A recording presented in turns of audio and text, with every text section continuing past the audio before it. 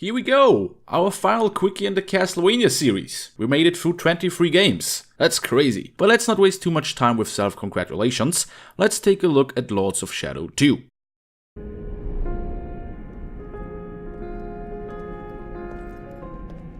The game starts with Dracula's awakening in the year 2047 and picks up right where the end credit scene of the first game left off.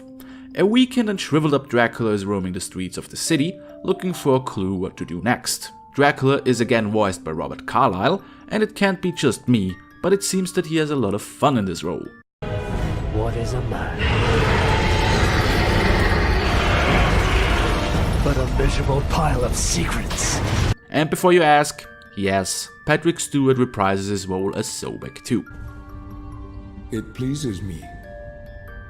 After a healthy human slushy and a reunion with his friend Sobek, we are told that Satan's most powerful minions, the so-called acolytes, are trying to summon the fallen angel, and Dracula is the only one powerful enough to stop them. Sobek also makes Dracula a tempting offer. He recovered his old battle cross and promises to kill him once this is over to free him from his immortality. One stone dildo ride later, Dracula arrives at a pharmaceutical company where the first acolyte is supposed to be. This introduces the player to one of the new mechanics of the game: stealth sections. To make sneaking around a little bit easier, Dracula is able to possess other beings, even rats.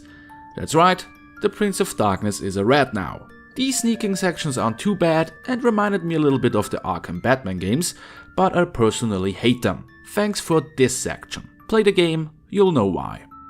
While searching the compound, Dracula is also transported to his old castle. This pocket dimension pretty much acts as a stage to show Dracula's inner struggle. Here he runs into a spectre of his son Trevor, who promises to help him. Take this.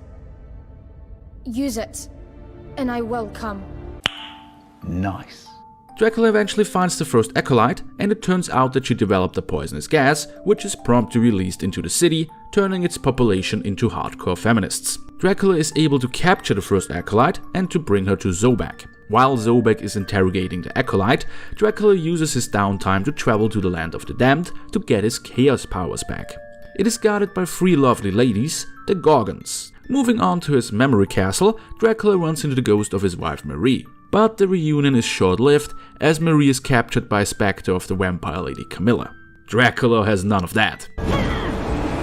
Fatality. Back in the real world, Dracula kills the first acolyte and sets out to find the second one afterwards. He not only bumps into Sobek's bodyguard, but comes across a mysterious hooded man. After confronting the stranger, it turns out that he is Victor Belmont, the last of the Belmont bloodline. He helps Dracula to locate the second acolyte by challenging it to a battle, which turns out great.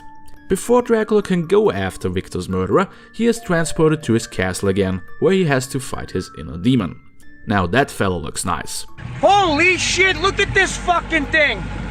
Our blood-sucking friend later confronts the second acolyte and destroys him with ease. We are getting close to the end, as Gabriel finds the last acolyte in a basilica, but he is stopped by Sobek's bodyguard before he can kill him. We are told in a flashback that Dracula and Alucard planned for Dracula to go into hiding, to draw out Sobek and Satan to kill them once and for all. It also turns out that Sobek's bodyguard is actually Alucard.